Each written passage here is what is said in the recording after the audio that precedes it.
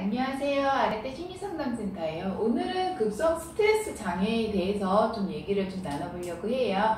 우선은 개념부터 살펴보면요. 이전 영상 외상후 스트레스 장애하고도 비슷하거든요. 충격적인 사건으로 스트레스에 노출되는 부분이 있는데 좀 약간 외상후 스트레스 장애하고 급성 스트레스 장애의 차이점은 외상후는 한 달 이후에 진단이 내려지는 거고, 급성 스트레스 장애는 한 달 이전에 진단이 좀 내려지는 부분이 있어요. 그래서 급성 스트레스 장애도 불안한 어떤 증상들 아니면 해리 증상을 좀 보이는 그런 부분이 좀 있어요. 그러면 특징을 좀 살펴보면요. 급성 스트레스 장애도 외상후 스트레스 장애하고 마찬가지로 외상의 어떤 반복적인 경험을 좀 하는 부분이 있어요. 그러다 보니까 집중하기 하는 부분에 있어서 좀 곤란을 좀 겪는 부분, 그리고 감정을 좀 못 느끼는 부분, 그리고 수면의 어떤 곤란, 잠드는 거에 대한 어떤 두려움 때문에, 그러니까 잠드는 거에 어떤 두려움 때문에 수면을 좀 적절하게 취하지 못하는 그런 부분이 있어요. 그러니까 왜 수면을 좀 자는 거에 대해서 두려움을 겪느냐 하면 어떤 외상의 어떤 반복적인 꿈을 좀 통해서 악몽을 좀 꾸는 경우가 많아서 그런 부분이 좀 있어요. 그리고 어떤 식욕 밥 먹는 거에 대한 어떤 문제를 좀 일으키는 부분, 그리고 해리 반응을 좀 보이는 부분이 있어요. 그리고 그러니까 어떤 외상에 관련된 자극을 경험을 할 것 같다. 그럼 무조건 좀 회피하려고 하는 그런 것들이 있고요. 그리고 사람하고 어떤 관계하는 부분에 있어서 좀 철수하려고 하는, 회피하려고 하는 그런 부분이 있어요. 예를 들어 아이들 같은 경우에는 등교를 좀 거부할 수 있고요. 성인 같은 경우에는 결혼을 했으면 이혼을 할 수도 있고요. 아니면 직장을 좀 다니면 이직을 하거나 아니면 직장을 그만두거나 그런 부분이 좀 있어요. 그리고 유아 같은 경우에는 악몽을 좀 꾸는 경우가 많이 있고, 그리고 외상에 대한 어떤 반복적인 놀이를 좀 재현하려고 하는 그런 부분이 좀 있어요. 그러면 원인을 살펴보면요. 이것도 외상후 스트레스 장애하고 마찬가지로 충격적인 어떤 사건을 좀 경험을 해서 급성 스트레스 장애로 좀 진단이 내려질 수 있어요. 그러면 진단은 좀 어떻게 하는지 살펴보면요. 우선은 첫 번째로 한 달 이내에 어떤 충격적인 사건으로 인해서 힘들어하는 부분이 있어야 되는 부분이 있고요. 예를 들어 힘들어한 어떤 사건이라고 하면 죽음이나 아니면 심각한 어떤 부상을 좀 당하거나 아니면 성폭행을 당하거나 그런 부분이 좀 최소 하나 이상이 있어야 되는데, 미디어를 통해서 하는 부분은 안 돼요. 그러니까 미디어를 통해서 어떤 성폭행 당하는 장면을 좀 보거나 그런 게 아니라 직접 목격을 하거나 아니면 본인이 직접 경험을 해야 하는 그런 부분이 있어요. 그리고 두 번째로는 반복적으로 찐스 현상을 좀 경험을 하거나 아니면 부정적인 감정을 느끼거나 아니면 해리 반응을 좀 느끼거나 아니면 회피를 하거나 아니면 어떤 각성이 9가지 이상 돼야 되는 부분이 있어요. 찜습 같은 경우에는 이제 외상 반복적인 어떤 기억들, 그리고 악몽, 그리고 해리 반응, 그리고 생리적 반응이 있는데요. 뭐 예를 들어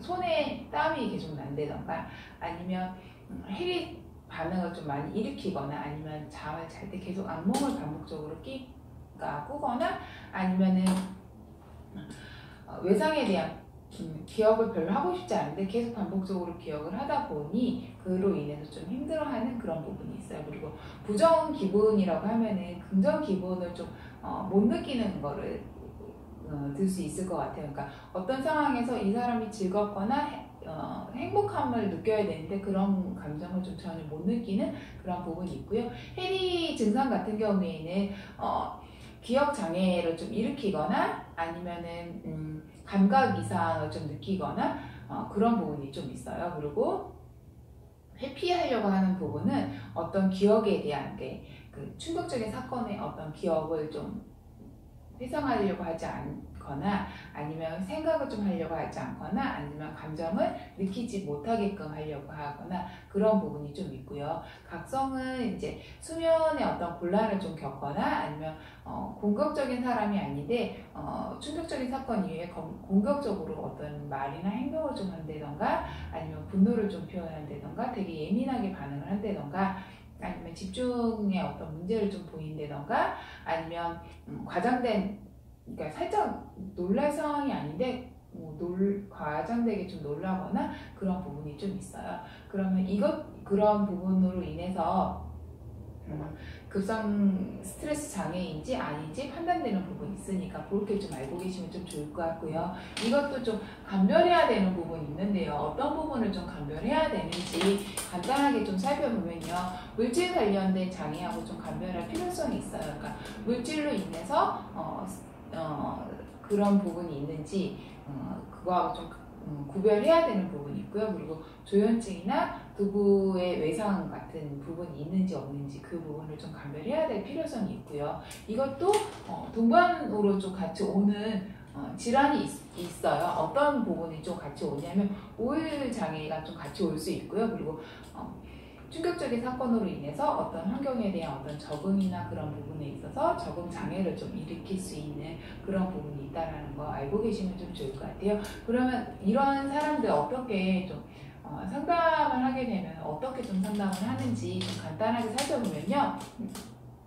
우선은 아이가 어리면 놀이치료를 할 거고요. 아이가 좀 어느 정도 크면 미술치료를 할 수도 있고 아이가 청소년이다 아니면 성인이면 심리상담을 할 수 있는데요. 우선 부정적인 감정이 우선 좀 표출될 수 있게끔 하는 부분이 있어요. 그러니까 외상에 대한 어떤 경험을 이렇게 기억하거나 아니면 재현하거나 그런 부분을 너무 힘들어하는 부분이 있지만 어떤 그 상황으로 인해서 나의 어떤 감정들을 좀 표현할 수 있게끔 좀 도와줄 수 있고요. 그리고 외상 경험을 좀 재경험을 좀 통해서 좀 그런 부분을 좀 해소할 수 있게끔 해줄 수 있을 것 같아요. 근데 우선은 부정적인 감정을 표현하든 재경험을 하든 이걸 하기 전에 너무 힘들었던 거를 경험을 했잖아요. 그렇기 때문에 괜찮다 지지하고 격려하는 그런 걸 먼저 한 후에 좀 이렇게 상담을 좀 진행하는 게 좀 좋을 것 같습니다. 그리고 아이가 좀 어리면 부모 상담을 좀 할 수 있을 것 같은데 부모 상담 같은 경우에는 이제 우리 아이가 이런 상황이니까 어떻게 좀 케어해야 되는지 올바르게 이제 양육하는 방법에 대해서 안내를 좀 받으실 수 있을 것 같아요. 그리고 심할 경우에 좀 약을 복용할 수 있을 것 같은데요. 약 같은 경우에는 신경안정제나 아니면 항우울이나 항불안제를 좀 복용할 수 있을 것 같아요. 그러면 우리 아이가 급성 스트레스 장애인데 집에서 좀 어떻게 케어해야 되는지 어머님들이 궁금해하실 수 있는데요. 우리 아이가 좀 많이 충격적인 어떤 사건으로 인해서 힘들어하는 부분이 있으니까 안정된 환경을 좀 만들어주는 게 먼저일 것 같고요. 그리고 아이가 아이한테 괜찮다라는 거를 좀 계속 알려주면서 부정적인 감정을 표출하거나 그럴 때 그럴 수 있다라고 아이를 좀 받아주시면 좀 좋을 것 같아요. 그리고 아이가 스트레스가 굉장히 높기 때문에 스트레스를 좀 어떻게 관리해야 되는지 그런 부분을 아이하고 좀 같이 이야기해서 좀 나눠보면 좀 좋을 것 같습니다. 오늘은 이상으로 마치는 걸로 하고요. 급성 스트레스 장애라고 하면은 충격적인 사건으로 인해서 스트레스에 노출된 게 한 달 이내 됐을 경우 급성 스트레스 장애라고 진단 내려질 수 있고요. 우선 특징은 외상적인 경험을 계속적으로 반복적으로 하는 부분, 그리고 집중을 좀 하는 부분에서 곤란을 좀 겪는 부분, 감정을 좀 느끼지 못하는 부분, 그다음에 수면 곤란을 일으키는 부분, 그다음에 식욕에 어떤 문제를 일으키거나 해리 반응을 좀 일으키는 부분, 그리고 자극에 대한 어떤 회피적인 그런 부분, 그리고 사람하고 어떤 관계하는 부분에 있어서 좀 다 철수하려고 하는 그런 부분이 좀 있어요. 그리고 이런 아이들 같은 경우에는 이제 우선은 안전하다라는 거를 이제 어머님들이 계속적으로 반복적으로 알려줘야 되는 부분이 있고, 그리고 아이가 부정적인 어떤 감정을 표출하거나 그럴 때 좀 받아주고 스트레스를 좀 어떻게 관리하면 좀 좋을지 그런 부분을 좀 같이 아이하고 얘기를 해봐서 그렇게 해서 급성 스트레스 장애를 좀 이겨내면 좀 좋을 것 같습니다. 오늘은 이상으로 마치겠습니다. 감사합니다.